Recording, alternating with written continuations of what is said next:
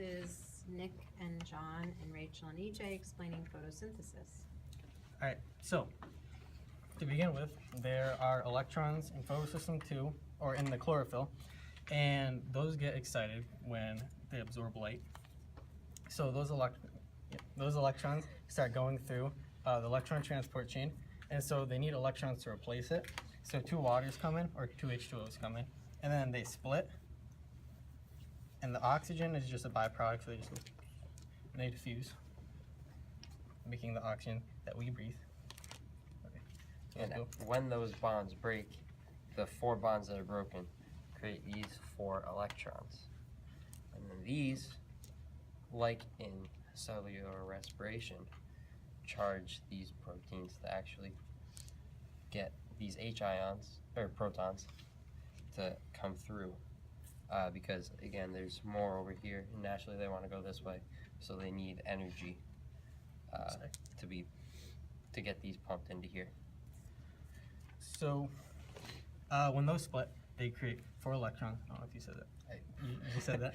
Oh, I don't know if you said that. Right. Okay, so make 4 electrons and 4 hydrogen. So, like John was just saying, these, oh, sorry, forgot to mention. So when they split, the electrons are already excited, so they just start going through too. And so the reason the electrons are going through is to power the proteins, because like John was saying, and similar to cellular respiration, these are a low concentration, these are high, and it wants to be going from high to low, but it can't. Or it wants to, but it can't go from low to high. It needs something to pump it through. So they get pumped through, and they come in here, and so now it wants to go from high to low, so it creates a gradient, so it can just flow through easily. The hydrogens can. And then, Do you want to talk about your 2 photosystems though? and next time about these. You started with photosystem 2, right? And the light striking it. Yep, so the light is what excites the electrons in the chlorophyll, and then the light goes in this photosystem and excites the electrons. So these also similar to cellular respiration, it creates a gradient, so it goes from high to low, and so what that creates is ATP, and this whole thing creates. Ooh. What creates ATP? When these go through.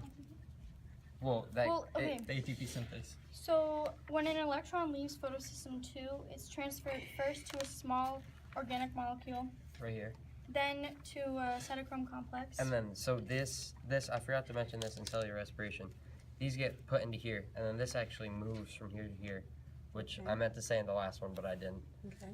And they get in here, and then this like, After the electron goes through the chain, it goes from a higher to a lower energy, releasing energy. So as it's going through, energy is being released. Some of the energy is used to pump H plus protons from the stroma.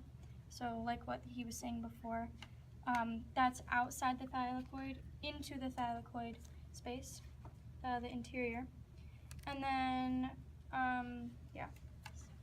And so the whole thing creates ATP, and it creates NADPH, and so those go to the Calvin cycle. So in the Calvin cycle, 2 ATPs and 2 NADPHs power the entire thing, and carbon dioxide goes in there as well, and that creates G3P, which eventually turns into glucose.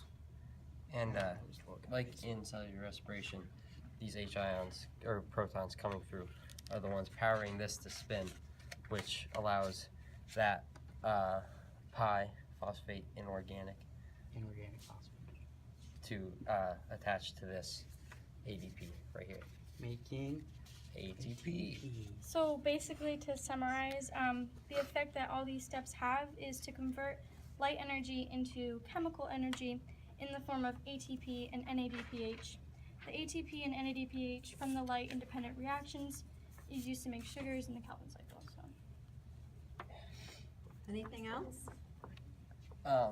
And then they're pretty connected because the oxygen that gets expelled from here is what is needed to start cellular respiration, for cellular respiration, and then at the end of cellular respiration, it creates CO2, and that's needed to start this.